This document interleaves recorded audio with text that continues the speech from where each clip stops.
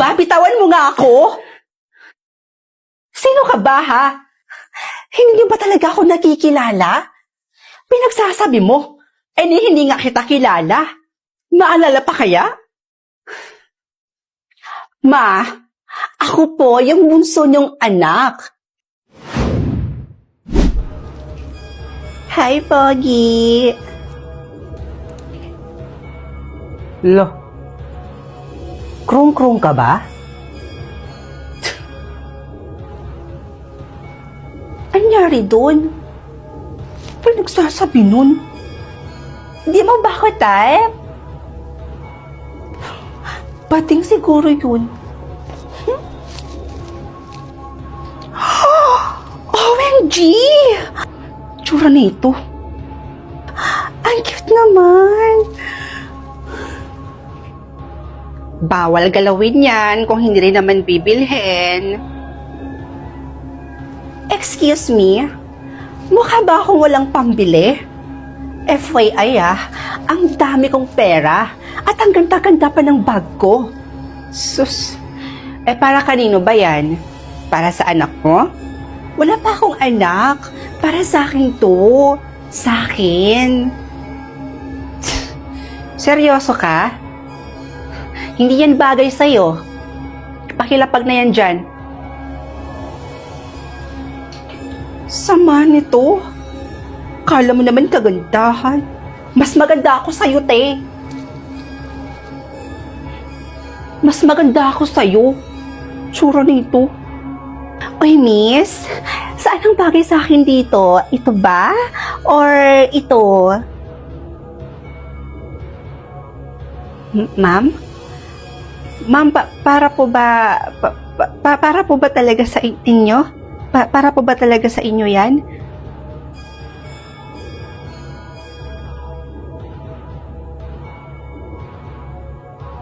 O ba't ganyan ka makatingin sa akin? Hindi ko to nanakawin. Ay, ma'am, bagay na bagay po sa inyo pareho yan, ma'am. Opo. Bibilihin ko tong dalawang to. Bagay na bagay to sa akin.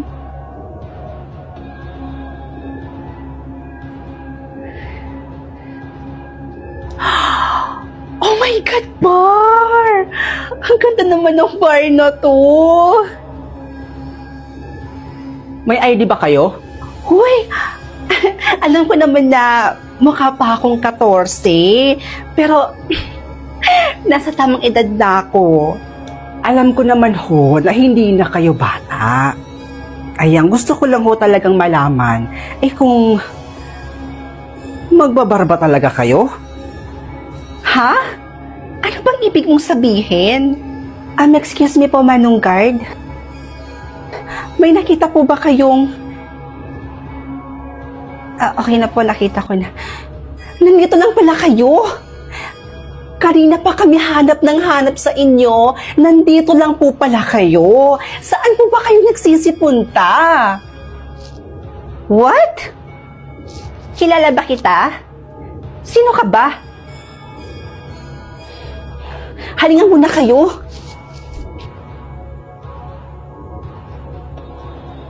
Ano ba? Bitawan mo nga ako. Sino ka ba, ha? Kung saan pa kami nagpunta para lang mahanap kayo. Pero nandito lang pala kayo. Hindi niyo po alam kung gaano kami natakot at nag-alala sa inyo. Hindi niyo ba talaga ako nakikilala? Pinagsasabi mo, hindi nga kita kilala. Maalala pa kaya?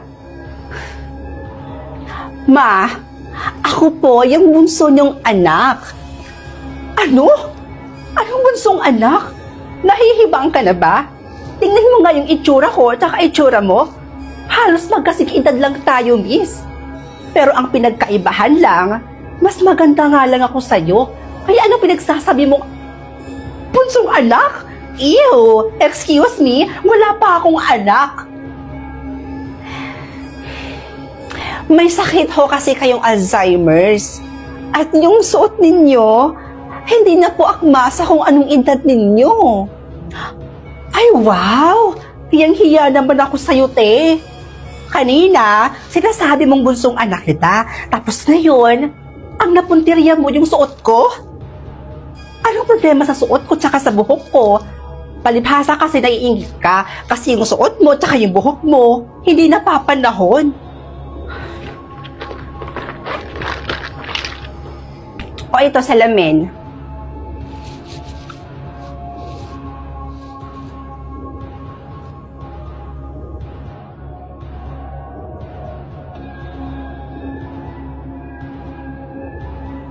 O ano ma? Malinaw na ba sa inyo na 85 years old na kayo?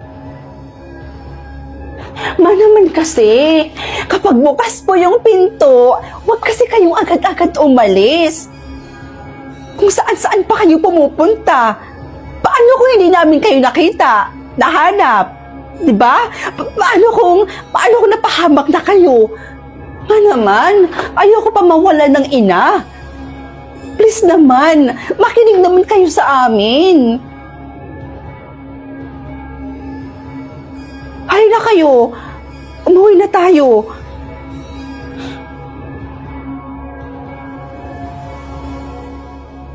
Sige nga, tingnan nga natin kung bagay sa'yo. Sige, wait.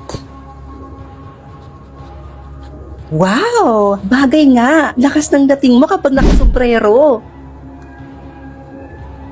Bigkaon, bahog bilat. Nilalandi mo pala yung boyfriend ko? Hoy, hindi ah. Saan mo naman nalaman yan? Umalis ka nga sa harapan ko. Bigkaon. Wow, choose one. 20 million?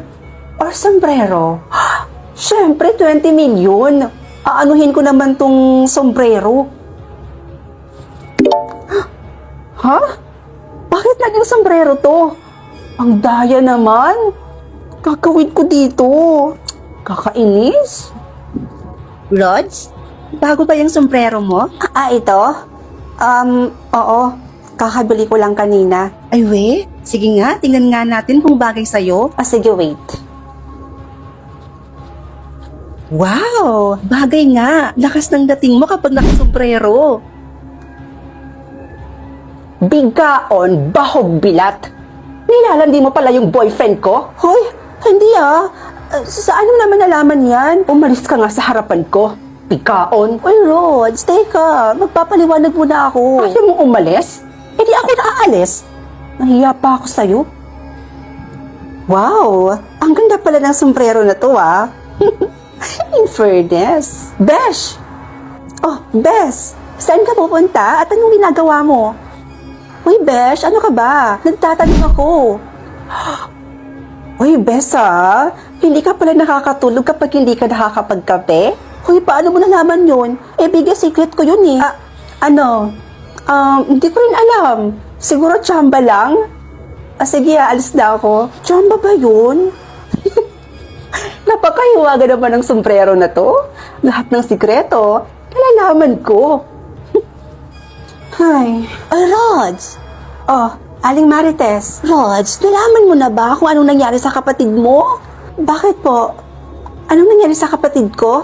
Kasi yung kapatid mo yun, 1 oras nang nawawala. Nawawala? Oo. Bakit? Dinukot daw ng taong hindi kilala? Diyos ko, hindi pwede to. Kailangan kong iligtas ang kapatid ko.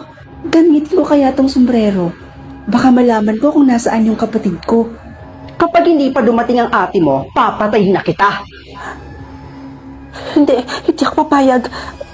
Ililigtas kita, kapatid ko. Rod, saan ka pupunta? Ililigtas ko yung kapatid ko. Manahimik ka. Pakawalan mo yung kapatid ko. Ate? Mabuti naman at dumating ka na. Tita Mirna? Ikaw? Ikaw ang kumidnap sa kapatid ko? Ako nga. Bakit mo ginagawa to? Pakawalan mo yung kapatid ko. Papakawalan ko lang yung kapatid mo sa isang kondisyon. Ibigay mo sa akin yung mahiwagang sombrerong suot-suot mo ngayon.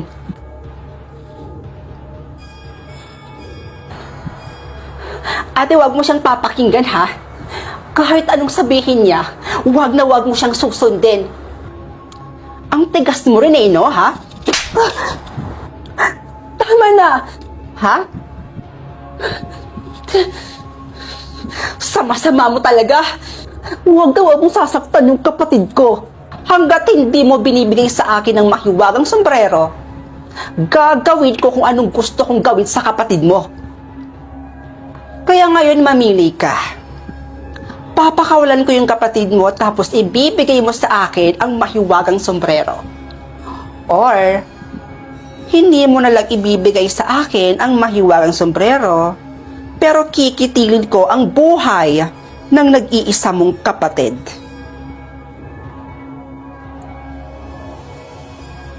Ate, wag! Bibilang ako ng 3. Kapag hindi mo pa binigay sa akin ang mahiwagang sombrero, pasensyahan na lang tayo at papatayin ko na ang nag-iisang kapatid mo mismo sa harapan mo.